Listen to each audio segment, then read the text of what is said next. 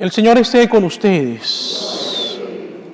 Lectura del Santo Evangelio según San Lucas.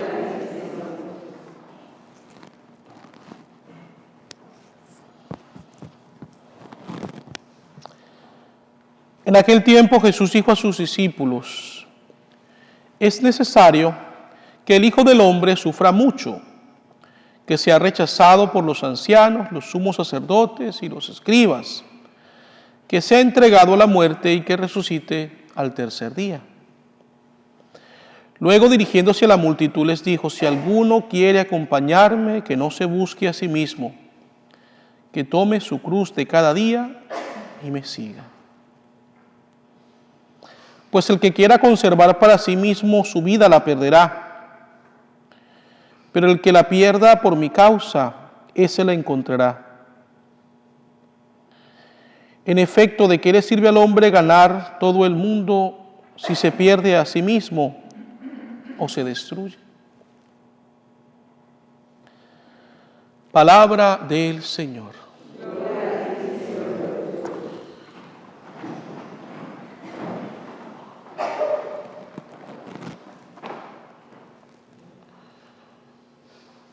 Te alabamos, oh Cristo, y te bendecimos, porque por tu santa cruz redimiste al mundo y a mí, pecador. Esta frase es una frase muy importante, por eso he iniciado hoy mi homilía con ella. Es la frase que decimos cuando estamos meditando el Vía Crucis, al inicio de cada estación. Nos damos cuenta que es la cruz de Cristo la que redime al mundo y a cada uno de nosotros. Esto nunca debemos dejarlo a un lado.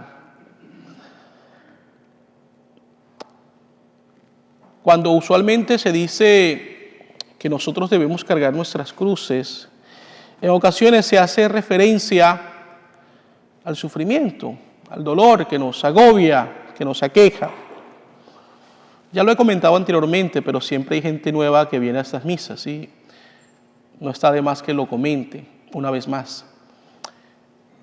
Cuando yo estaba en la adolescencia, me recuerdo que en una ocasión hicimos un retiro de jóvenes y había una pareja que ayudaba en el retiro, junto con otras más.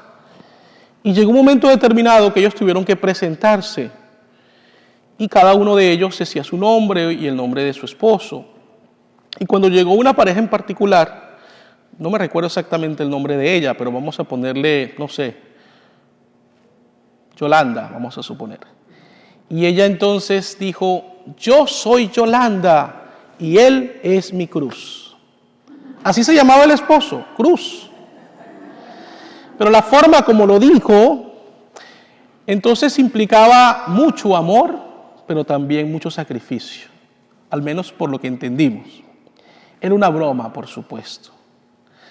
Pero realmente, por eso les decía que en ocasiones cuando se habla de la cruz, nosotros pensamos en aquellas cosas que nos hacen sentir tristes, el dolor, el sufrimiento.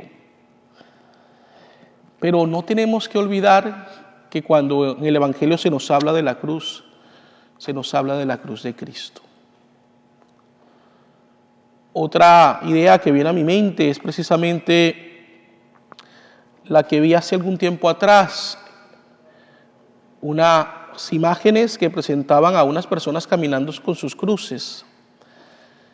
Y una de ellas se detenía cada cierta distancia y decía: es que esta cruz es muy pesada. Y buscaba entonces un machete y le cortaba en la parte de abajo a la cruz.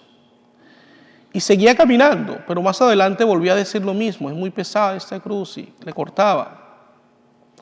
Hasta que llegaron a una zona en la cual existió un puente, pero ya no estaba. Y las personas que iban con él lo que hacían era acostar la cruz, que llegaba de un lado al otro, y caminaban sobre la cruz. Y al estar del otro lado, tomaban la cruz y seguían el camino. Cuando intentó hacerlo, por supuesto que no alcanzó, porque le había cortado la cruz. Son imágenes muy sencillas tal vez, pero que expresan una realidad tan grande. ¿Cuántas veces nosotros ante el sufrimiento, el dolor que experimentamos, quisiéramos salir corriendo y dejarlo todo. Pero ese no es el camino. Por eso que Jesús dice, tomen su cruz y síganme.